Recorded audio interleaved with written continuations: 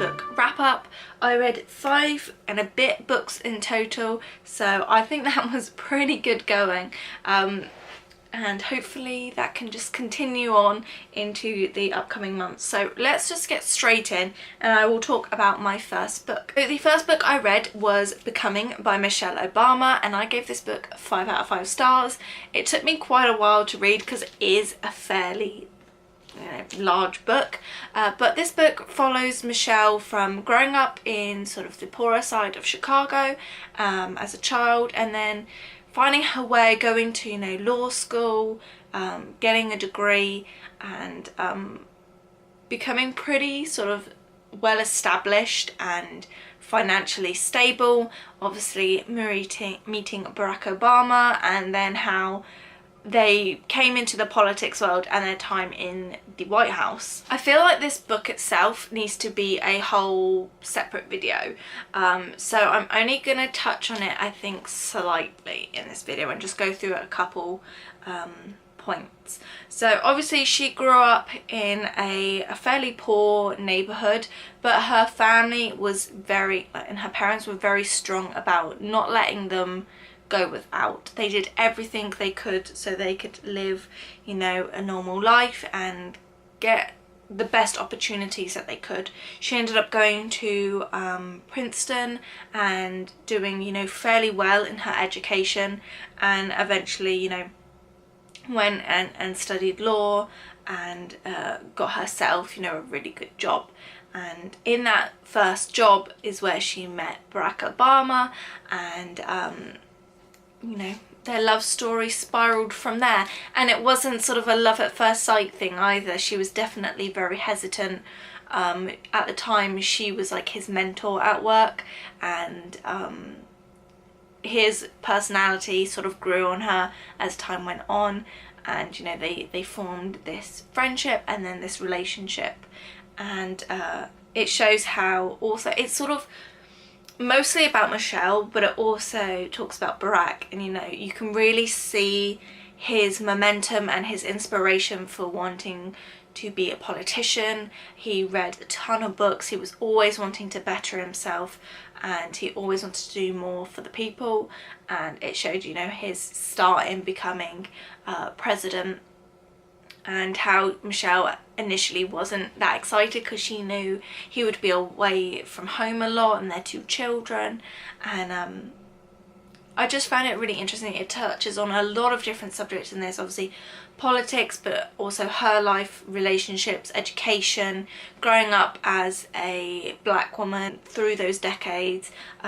It also talks about how they struggled to have kids. They had both their kids through IVF, and it also shows her struggles with being thrown into that limelight and trying to keep their kids as normal and out of the spotlight as they could. I think I will do a separate video because I have a ton of notes on this book, so I will probably record that straight after this. But yeah, I really enjoyed it. Darren's actually listening to this on audio, and I was very excited to read this, and I then became a Michelle Obama super fan and was like, when is she going on tour? Obviously she's coming to the UK. Her tickets are really expensive. Her meet and greet was sold out. I would totally love to sit in on one of like her events where she talks. So yes, read that book. Next book I read was Questions I'm Asked About the Holocaust by Heidi Fried. She is a Holocaust survivor, and this is, I believe, her second book. And in this one she answers her most frequently asked questions. So she's obviously done a lot of events, a lot of talks, and as most of these talks go, they have Q&A sessions. So this book really is a compilation of some of her most frequently asked questions. And in it she says, right at the start, there are no stupid questions nor any forbidden ones, but there are some questions that have no answer.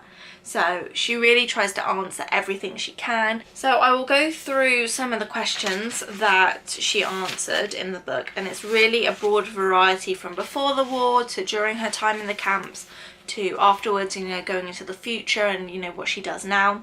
So let's get comfy. Let's see. So why did you not fight back? What was it like to live in the camp? Were you always hungry? What languages were spoken in Auschwitz? Were you afraid of death? Did you dream at night? How did you deal with your trauma? Do you see yourself in today's refugees? Are you able to forgive? What is your view on the future? Could it happen again? So some very topical questions, especially with today, that, you know, there is a lot of people seeking refugee. Today we have no idea what they're going through or what they did go through, and only she can really tell us that story. And this for me was like being at a live event, being at one of her events where she talks and answers questions. And I did enjoy this book. There was a couple things I wanted to mention. There was one question in it, and it says, how could people get behind Hitler?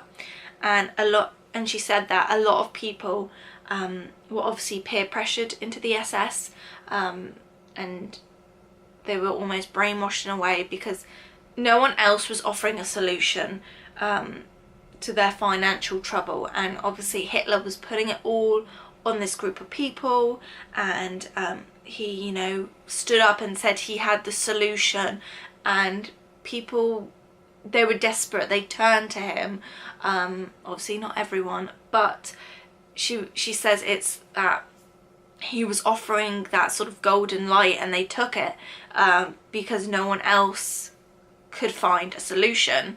Didn't necessarily mean he had a good solution, but he had the only solution that they thought at the time. And that was a really sort of poignant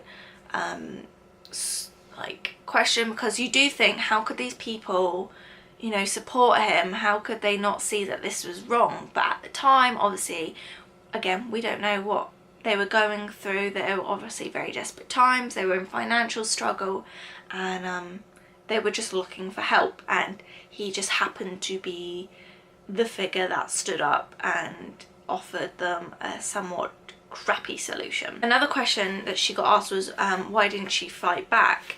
And she said people only fought back when they knew that either way they could die.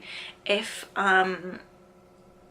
you know, if they were seen to fight back, obviously they could get killed, but if they knew they were going to die anyway, that sort of, it fueled them to rebel, and in hope of maybe saving others when they knew it might not help them. And there is one event that she tells about when a group of people managed to smuggle ammunitions in from the factories, and they ended up blowing up one of the crematoriums, and in the end we find out that all those people were either hung or they were gassed in another gas chamber.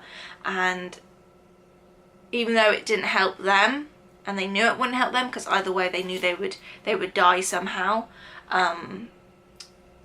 it would help probably a lot more people, because that's one less gas chamber that the Germans could use. So just, there's a load of really poignant things to think about in this book. Lots of interesting stories, events, anecdotes in this book, and I really would recommend this book if you are interested in reading books on Auschwitz or the Holocaust or war in general. This is a really good book to read, and it's nice and small. You know, it's a quick read, but a very touching and a very what's the word? I don't want to keep saying poignant, but it is. So I then read The Language of Kindness, A Nurse's Story by Christy Watson. She is a winner of the Costa Prize. So I bought this after reading This Is Gonna Hurt by Adam Kay, I believe it is. And this is obviously from the nurse's point of view. So this follows her time from, you know, leaving education and first starting out in her nurse's journey right the way through, you know, to present day. She really worked in a lot of different medical areas, from, you know, the neonatal ward, being with, you know, special needs and people that needed more support, to right towards the end and actually like in the morgue. So it definitely covers a broad variety of topics. I felt this had a lot of history elements in it. It told you a lot of facts about how, you know, nurses came today, like Florence Nightingale, and also about different wards and how they all came about. And there's a lot of dates and facts in this book which you may either like or not like. And like I said, it talks about her first time being on a mental health ward, and you know, that sort of first day being a newbie and not knowing anyone, and getting things wrong, and just experiencing things for the first time that, you know, in a couple of months, a year, she'll be a pro at, well, not a pro, but you know, that sort of thing wouldn't faze her anymore. I felt like this book, compared to the one by Adam Kay, had less humour in it. It was more just like real hardcore facts and like the truth really about what goes on with nurses. There was one thing that really struck me about how she talks about how, you know, war veterans are always offered, you know, mental health treatment, and even back, you know, in the main world wars, the actual frontline soldiers have been given, you know, post-traumatic stress as a result, but no one looks at the nurses on the front line, and no one's sort of really given them that like counselling as much. And I think that's probably quite relevant to today as well. I think there are definitely, obviously I work in the NHS, and there's definitely resources you can go to if you need them, but I feel probably the doctors get a lot more support than probably the nurses do. And I could really relate to this book. I'm not a nurse myself, but I'm in daily contact with people, and I could just really relate to some of the things that she said. She spoke about her father's account with having cancer, and how his nurse really became part of their family, and you know, she broke down that professional line really, and like I said, became part of the family. She became a friend to them, and you know, helped them in that really hard time. And I think that speaks volumes for nurses, that they go above and beyond the call of duty, and they really should be praised. I think there are a couple, obviously here and there, nurses that probably shouldn't be in the profession, but they are greatly outweighed by all of the lovely NHS staff. She was saying about how some days she was late to pick up her own kids because she felt like she needed to stay on at work to, you know, help with the patient. Or so there was one instinct where there was a man on the ward, and he hadn't been offered a drink, and she could see, you know, he was obviously quite thirsty and he couldn't get this drink, and she just stayed with him and talked to him and made sure that he got the care that he needed. And subsequently she was late for her own children pick up, and it's those sacrifices that when you work specifically in the health profession, you just sacrifice so much in relationships and time, sleep, you know, just yourself. There is a lot of sacrifices that they make. One thing that she mentioned, which is I can completely relate to, because across the board there are areas that are so stretched, there is not enough people, not enough time, not enough money. And she was saying how there are a couple of nurses that she knew that either couldn't take their lunch break because they were so invested in what they were doing, they just didn't have the time. They felt like they didn't have the time to go for a lunch break. One nurse fainted. One nurse ended up getting a water infection because she had no time to go to the toilet. And I can completely relate to that. When you're in a job and, you know, like all your workers just keeps piling in, you feel like you need to address that to stay on top of it, and you put your own personal care aside, which is completely wrong. And it's awful that they have to sacrifice their own health and well-being for the job. There was one fact that really caught my attention, and that was that nurses in the UK are the biggest user of payday loans, which is shocking. I think they get so underpaid and undervalued for what they do. And obviously, you know, I know people that have to take out multiple jobs, they have to take out multiple loans, and it's ridiculous because you have people's lives in your hands, not only the doctors but things that the nurses do as well, and all, you know, the people that are in work alongside them. You have such a valuable thing in your hand, and yet you're getting paid considerably less than you really should for doing that job. And it is disgusting really that as a whole people in the NHS don't get paid as much as they should. Another fact that really caught my attention was Vegas casinos have a 75% success rate of cardiac arrest, as in a 75% survival rate, because people like security guards are constantly watching people in casinos to make sure, you know, they don't cheat, nothing scandalous is going on, and they all have training on cardiac arrest, so they will spot if someone goes down and they are instantly there and can perform CPR. And you know, there's so many people that can go and call help that there is such a high survival rate, and I just thought that was like a really interesting fact. So yeah, I did enjoy this book. Let's see what I gave it on Goodreads. I did give it 5 stars. I did enjoy it. Again, if you work in the NHS or have any interest in the health profession, good book to read. The next book I read was Reasons to Stay Alive by Matt Haig. I picked this up after a couple friends recommended it to me. He has written quite a few books, I believe. I think this is a good book if you are currently struggling with some sort of mental health, whether it be depression, anxiety, panic attacks. This is definitely a good book to read. I am in the stage of my mental health journey where I no longer suffer with anxiety as badly as I used to, but I feel like if I had read this at the time it would have really been quite beneficial. I think if I had read it at the time back then, I maybe would have given it 5 stars, but let's have a look at the notes that I wrote.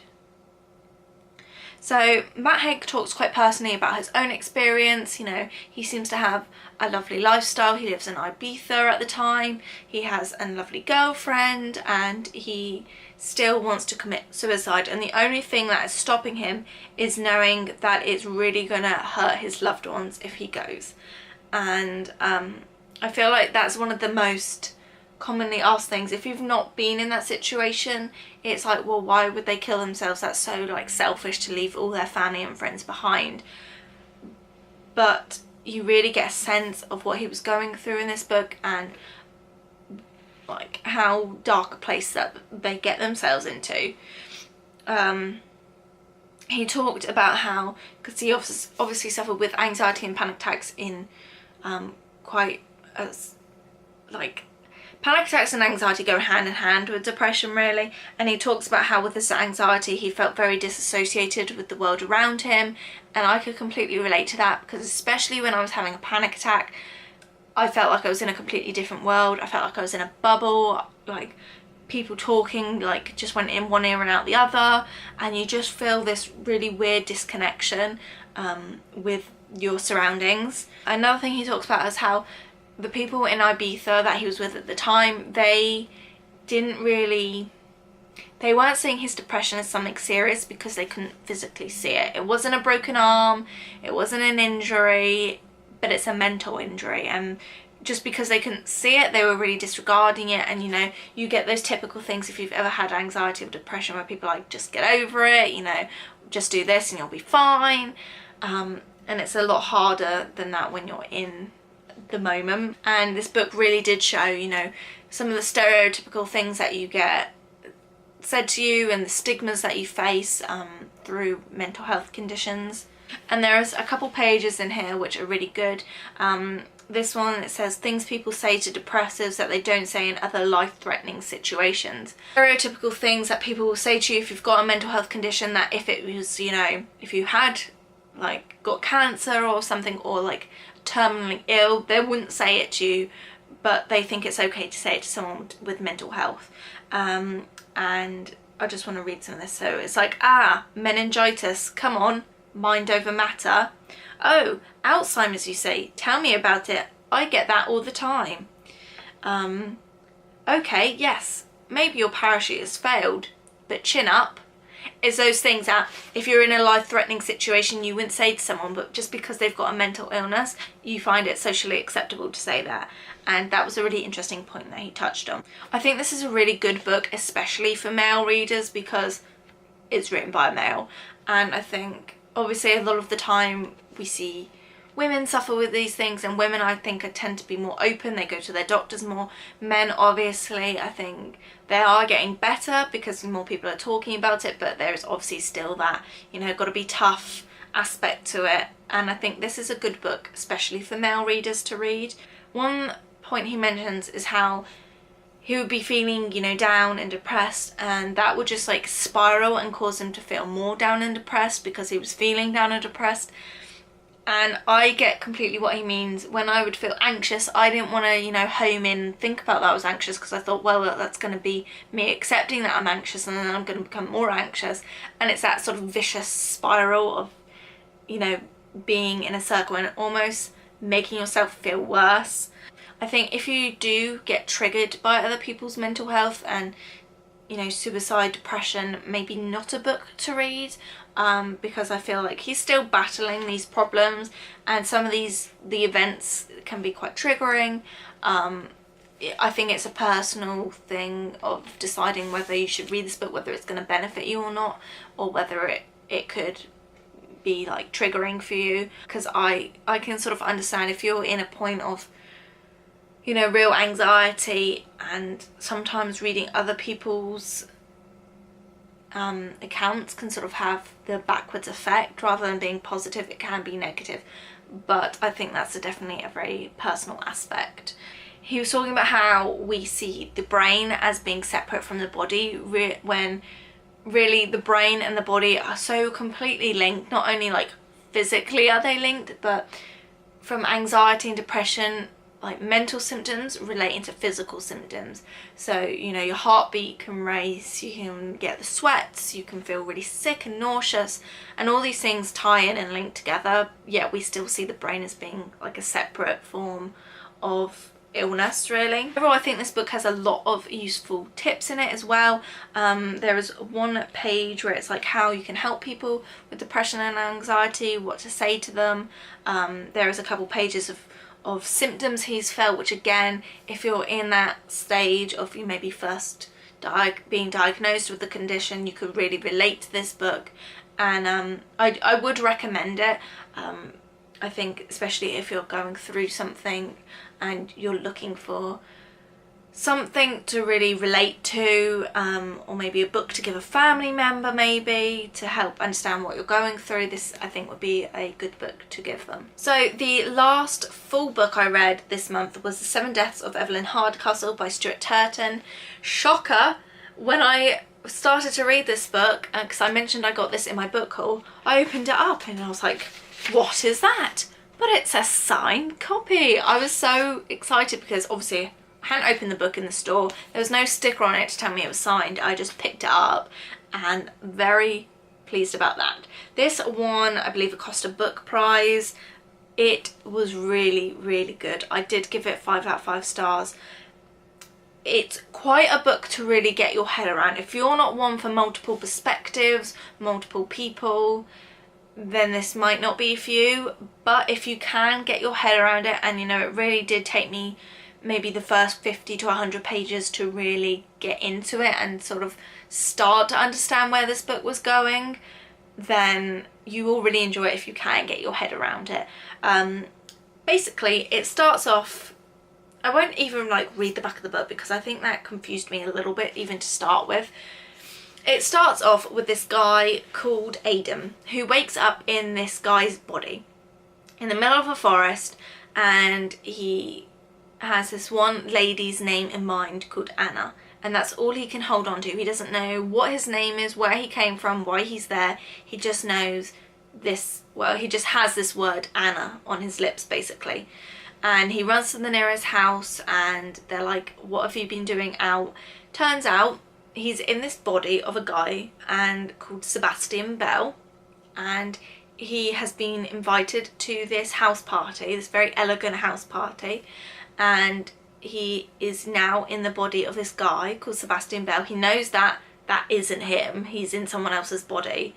And as the story progresses, he's like trying to work out, you know, what is going on, why is he in this guy's body, what is he doing here, where has he come from, and he has this guy called the Plague Doctor approach him, and basically tells him, for the next 8 days you are going to wake up in a different person's body of one of the guests that are in this house, and by the 8 days you need to come and tell me who killed Evelyn Hardcastle, which is the owner of this big house, their daughter. And it's not so much, you know, day 1 he's in this person, day 2 he's in this person.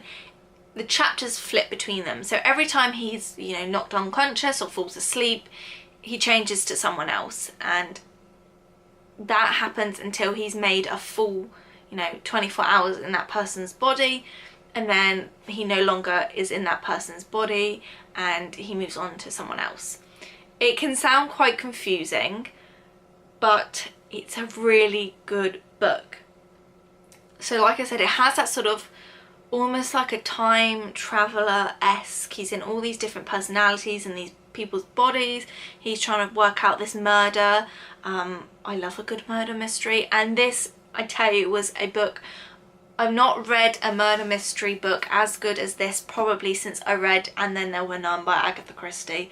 And in the back of the book he mentions how he was really inspired by Agatha Christie. He loved her books growing up, and reading this you do get that sort of very intricate plot line that Agatha used to write. This book is really got a lot of inception to it, and like I said, can be slightly confusing, and I wouldn't say like I was completely, you know, knew everything that was going on through the whole book, but it kept me gripped, and it was just really interesting to follow this character through different people's bodies, through their different eyes, seeing things differently. Everything ended up linking into each other, and at the end, you know, I just thought it was a really good plot twist, and I really liked it. I felt like there was a good moral at the end of the story, like you can change who you are, like you don't have to be defined by who you once were.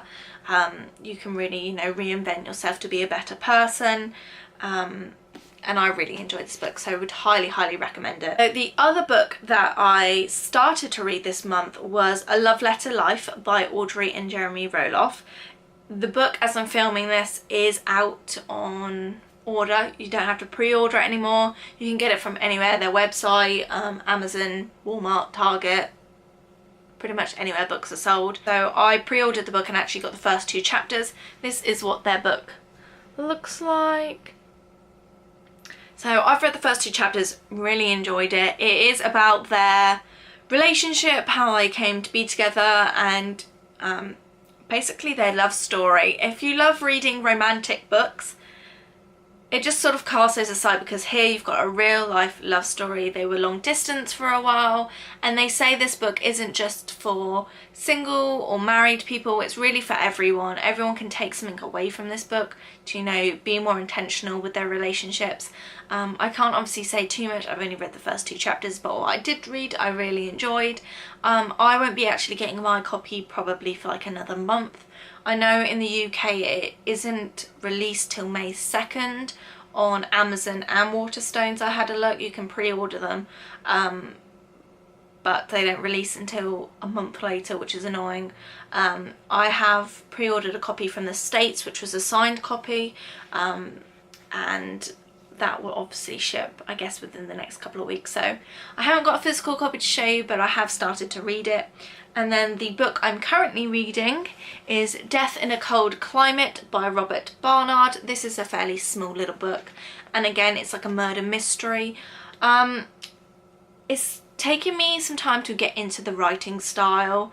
I think he definitely has a unique writing style. It's set in Norway, so also it's trying to get around sort of some of the words and the language that they use, of like places, and you know, the names are very Norwegian. And that's just taken me a little while to get my head around. Also, he is very descriptive, like there are some really long sentences in this, so again, just trying to get my head around that, but I am enjoying it so far, so that will probably be in next month's wrap up. So a very long video, I feel like I've been talking for ages, and I'm probably going to take a break, and then I will do a full book review of Becoming by Michelle Obama, so stay tuned for that. And yeah, if you've got any other book recommendations, or you want to see me read a book next that you've seen in one of my past hauls, leave me a comment down below, and I'll see you in my next video. Bye guys.